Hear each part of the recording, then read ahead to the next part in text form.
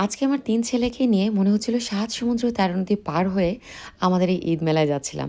Already দেখবেন গাড়িটা এমনভাবে এখন ঝাঁকে দিবে মনে হবে কি যে আমি ঘোড়ার গাড়িতে বসে মাটির রাস্তায় ধুলো খেতে, খেতে যাচ্ছি। Oh my God! But anyways it does worth. কারণ এইরকম সুযোগ, এইরকম সুবিধা, এইরকম একটা অ্যারেঞ্জমেন্ট কিন্তু সারা বছর প্রতিদিন থাকে না। বছরে কয়েকবারই আসে আর সেগুলো actually not to be miss type হয়ে যায়। তো আমি পৌঁছে গেছি ৩ ছেলেকে নিয়ে। যাওয়ার পরপরই দেখলাম যে না, আমি এতটা লেট করিনি কারণ আমার থেকে অনেকে লেট আছে। লেট বলতে আমরা সবাই একটা টাইম ঠিক করে গিয়েছিলাম যে আমরা ইফতারের ১-১.৫ ঘন্টা আগে যাব, শপিং করব, ঘুরবো, দেখব। এরপর হচ্ছে সবাই মিলে একসাথে ইফতারি করব, যেটা হচ্ছে সবচেয়ে বড় কথা। তো এখানে আমি ঘুরে, ঘুরে দেখছিলাম আর সাথে আমি আমার প্রিয় মুখগুলোকে খুঁজে বেড়াচ্ছিলাম কে কোথায় আছে।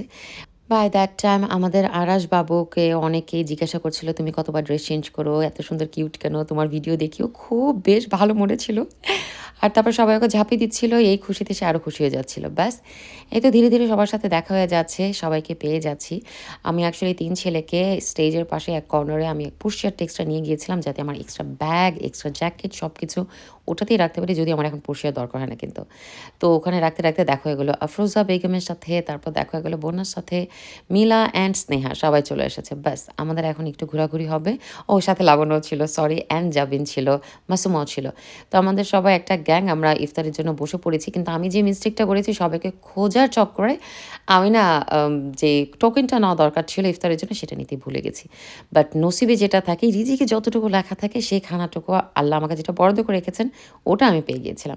আমরা একটা বক্স পেয়েছিলাম। আমি আরিশ আমরা শেয়ার করে খেয়েছি। বাচ্চারা তো আর খাবে না। তো ব্যাস, এরপরে হচ্ছে আমাদের খাওয়া-দাওয়ার পর আমরা বললাম যে চলো আমরা একটু চা খেতে যাই। তার আগে একটু ছবি নেই। সবাই এই জায়গাটাতে সব প্রতি বছর গিয়েই স্টেজের এই কর্নারটাতে বসে যাই, একসাথে খাই। দারুণ মজা লাগে। খেয়ে দিয়ে চা খেতে যাওয়ার পথে দেখা হয়ে গেল মৌরি অনলাইনের। এতক্ষণ দেখিনি যে একদম চোখের সামনে স্টেজের সামনে ছিল। তো আজকে আমি ড্রেসটা পরেছি, এটা মৌরি অনলাইন থেকে কিনেছি। আপনারা ওদের পেজটা চেক আউট করতে একদম ভুলবেন না। খুব সুন্দর, সুন্দর অথেন্টিক পাকিস্তানি ড্রেস আপনারা পেয়ে যাবেন। তো এরপর আমরা চা খেতে ওখানে চলে গিয়েছি। হঠাৎ করে কে এসে যেন একটা আ গু গজব রটালো যে চার আগে ঠান্ডা হয়ে গেছে। এজন্য আমার আর চা খাওয়াই হয়নি ভয়ে। আর উনি থাকে এত রাতে চা খেয়ে পরে ঘুম আসবে না। স্নেহাও তাই বলল। তো তারপরে যাই হোক আমরা ওখান থেকে চলে গেলাম। এরপর যেহেতু ওমেনস ডে ছিল, খুশবু আমাদের সবাইকে স্টেজে ডেকেছিল। সাথে এই দুজনকে না ডাকলে দুজন সামনে চলে গিয়েছিল। আমরা ওখানে বেশ সুন্দর একটা সময় কাটালাম। তারপরে ভাবি ফুডসে গেলাম। আমি ভাবি ফুডসের ঘিটা নিতে চেয়েছিলাম।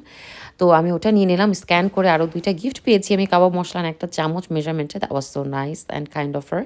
এই জিনিসটা খুবই সুন্দর একটা ব্যবস্থা ছিল ভাবি ফুডসের থেকে, মানে খাঁটি ফুডস। এরপর চুড়ি দেখে তো অবাকই অবাক। যে অবাক হলে কি হবে?